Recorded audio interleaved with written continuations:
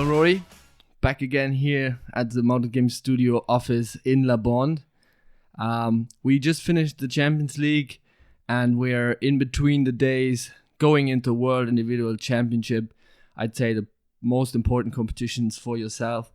Rory Capel fell short of the win there yesterday. How are your feelings and emotions today? I'm feeling really proud today of how we performed, all of us as a team. It was really hard to take in the moment. 1 point, it's hard not to look back and think, oh, this race. All the times we could have made that 1 point up on the Team Red Eagle. But today I just feel proud, and I'm already planning and waiting for next year now to come round fast so we can go again. Yep, and especially being in the position that you've been in the past, you kind of had you work your way towards or like into a position where you can actually win, because you weren't really in a position to win, and when you then don't win, it's even more of a bummer. Yeah, for sure. Like, we really have this year, I think more than most years, we've really planned for this competition, and we had some last minute changes because one of our rider had an injury issue, so we had to change the last second, which with England is more complicated than it used to be because of all the paperwork, and so we had a limited choice of who we could have, and we went with Sophie's brother Luke, and he did an amazing job. His first time riding with us, his first time riding in the A final at Champions League, and he was brilliant, and we really pulled together, and now we plan for next year. Well, I'm really looking forward to next year. This year was the first year in many years I wasn't able to ride. I was kind of following it from the outside behind the camera, and I felt it was so exciting. I've never had a final where there would have been 5 teams in it to win it. And before the last race, Rory Capel wasn't even second; they were third, and our camera crew wasn't looking at Rory Capel because we kind of focusing on the top 2, and then you almost pulled it off out of nowhere. The World Team Championship last year was 3 teams within 2 points at the end of the competition. That was fairly close, but this Champions League was just amazing. It's the first time it's ever been like this, with 5 teams staying in the mix right to the end. I think every year it's been one team and then another team chasing them. So it was Lindor Gethoff chasing Pad Avignon last year. It's been EMG a few years ago chasing Pad Avignon. It's always been one team leading the way. The very first one, we were the ones leading the way, and then Kildare took us, and it's always been only 1 or 2 teams, and then suddenly this year has 5 teams really fighting close to the end to get to the title. Now that it's finished, the focus really quickly needs to switch towards the World Individuals, and I did find it difficult to have 2 priorities to focus on, but basically there's not much you can do if you want to win both. Now, to look back at your history yourself, coming from England, competing in the center of mounted games for a long time, you've been an A finalist, ridden for England, and probably everybody that is competitive in the sport at some stage wants to know how good they are, and World Individuals is the place to find out. And in general, everybody, like, that's what drives sports. Everybody wants to see who is the best. And in football, you have that discussion whether it's Messi or Ronaldo, but there's just no way to find out. But we have a way to find out, which is the individuals. Yeah, it's really, really cool that you have this chance to really show what you're made of one-on-one against everyone else in the world. And it's, like you say, it's very rare. You can't have that in football, in hockey, and so many other sports, unless there's a way to measure people against each other. So it's really cool to have the chance to show what you're made of. And looking back at your history in those individual competitions, you've been a reserve European individual champion from 2017, I believe, which is quite a long time ago. And 2 years ago, we had the World Individual Championships in La Bond. Now we're coming back. 2 years ago, you were kind of a little bit under the radar, like you've always been when it comes to individuals. I don't think you've ever been up there in the odds. And you were kind of cruising like Red Eagle cruised, and then suddenly out of nowhere you were third on the podium, your highest score.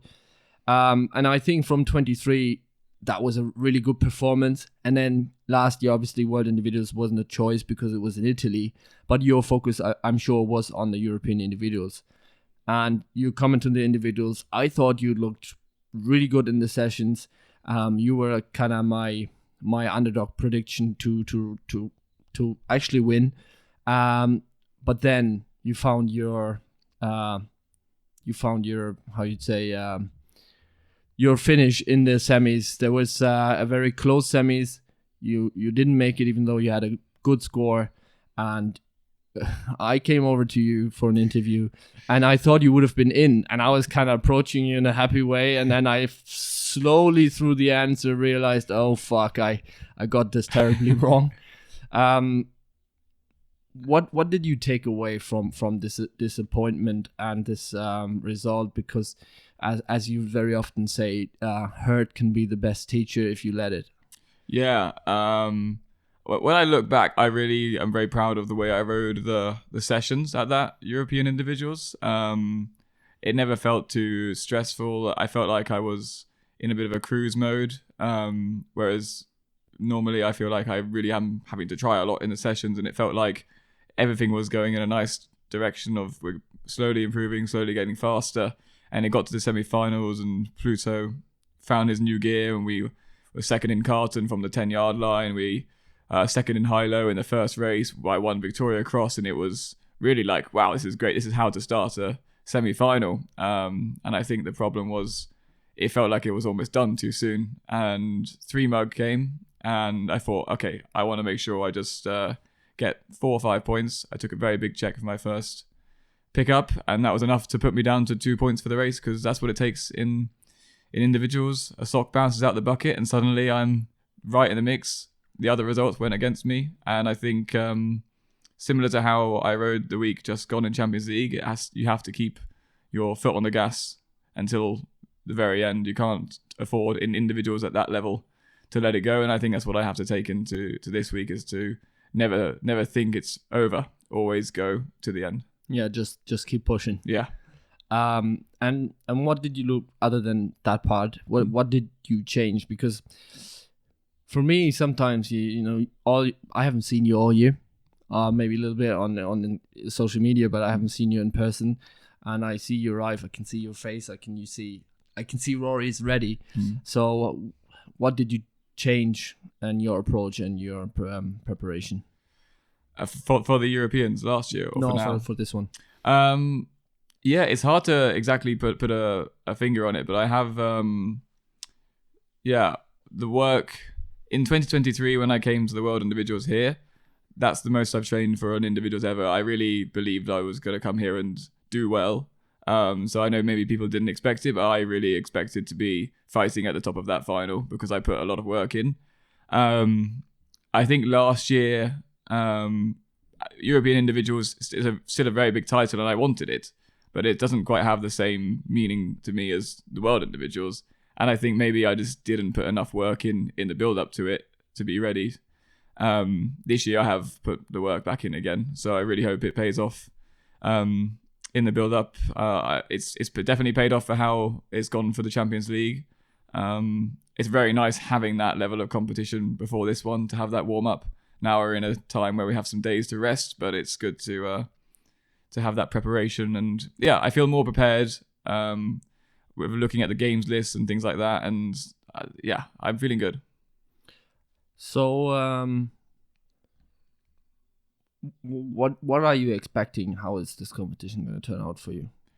For me, it's interesting because it's only 5 heats to start with.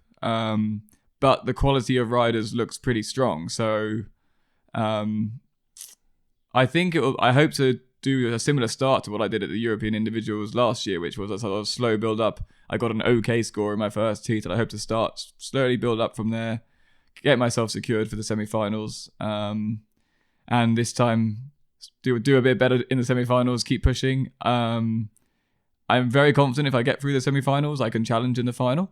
I just have to get through the semi-finals first. Is the first big stumbling block, I think. Yeah, I think the semi-finals is a great thing, especially for our followers and supporters, because it is just a very intense part of the competition. I personally, I agree. I think the quality of the riders is very high. I think this is a very high standard of World Individual Championship, maybe the highest we've seen since maybe 2018. I would say the only top riders that are still missing are the previous world champions as it stands. So as it looks for now, we're going to have a new world champion, and I wish you all the best in the competition, Rory. Good luck. Thank you very much. I'll give it a go.